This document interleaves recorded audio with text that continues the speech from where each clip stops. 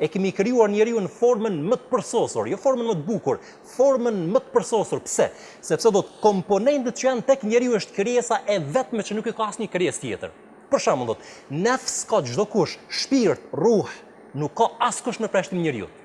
Wa nafakhtu fihi min ruhi, dhe i kam dhënë atij shpirt, do të krijesa më madhështore, krijesa që ka fillim dhe nuk do të ketë kurrë mbarim me shpirti. Janë 3 krijesa që kanë fillim, por s'kan dot mbarim. Xheneti ka fillim, e ka krijuar Allahu i Madhëshëm me ursinë e tij. Ka dot fillim, a ka mbarim? S'ka dot mbarim. Xhenemi është i krijuar, gjithsesi është krijuar dhe ka fillim, a ka mbarim? S'ka dot mbarim. Edhe shpirti i njeriu është ai i cili është krijuar dhe është nderuar, dhe këtë është sekreti që pse njeriu është krijesa apo zotëri i universit, sepse i është dhënë dot shpirti.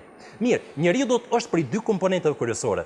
Është nga dheu, apo më mirë me thonë tin, se Turabu është dhe, kurse do të etapa e 2 të krijimit të Ademit është tin, që do të tini vjen balt, që është i krijuar do të apo përzime mes 2 elementeve më të pastërta në univers, dhe është uji dhe dheu.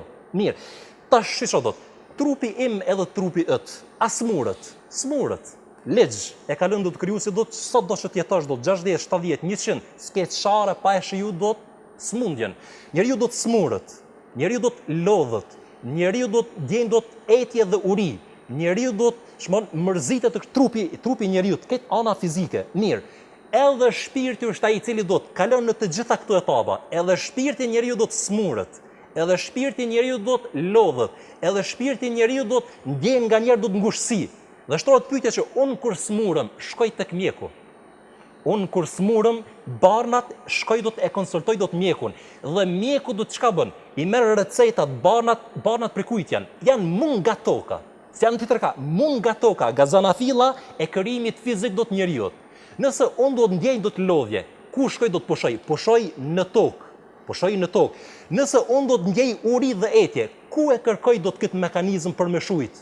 E kërkoj mu saksisht nga toka, uji bron nga lumejt, nga toka, dhe ushqimet që janë të panumërta janë nga toka. Minha khalaqnakum, çka thon krijuesi, nga dheu ju kemi krijuar, wa fiha nu'idukum, dhe në dhe do t'ju rikthejmë, wa minha nukhrijukum taratan ukhra, dhe nga dheu do t'ju ringjallim përsëri. Esenca është këto, tek e dyta. Pse ndodh që njeriu është trupi i tij 24 orë me begatit më të mëdha. Do të jeton do të jetën më luksoze që ka mundësi do të më paramendu. Mirë, nëse e pyet dhe kjo do të gjend sot dush në mesin e 7 miliardëve. Sot dush që ai ngjej do të një ngushësi do të në vetveten e tij, gjithsesi në brendësinë e tij. Edhe nganjëherë do të ai ta thotë do të këtë vërtetë, sepse do të njerëzit që bëjnë do të vetvrasje para se më thonë do të thonë që un po ndëgjoj do të një zë të fuqishëm nga dërgjegja ime, nga thellësia e çënjes së tij, që do të më ushqë, kurse unë do të kam ushqimet të gjitha. Ose më fresko, kurse unë kam gjitha llojet e freskimeve. Kush, ky zë do të kush është? Është zëri i shpirtit që e ka anashkaluar tërësisht. Është zëri i shpirtit. Edhe këtu është njeriu i suksesshëm, që besimtari kur vjen muji i madhreshëm, ai gjatë 11 muajve do të vazhdimisht të ushqen shpirtin.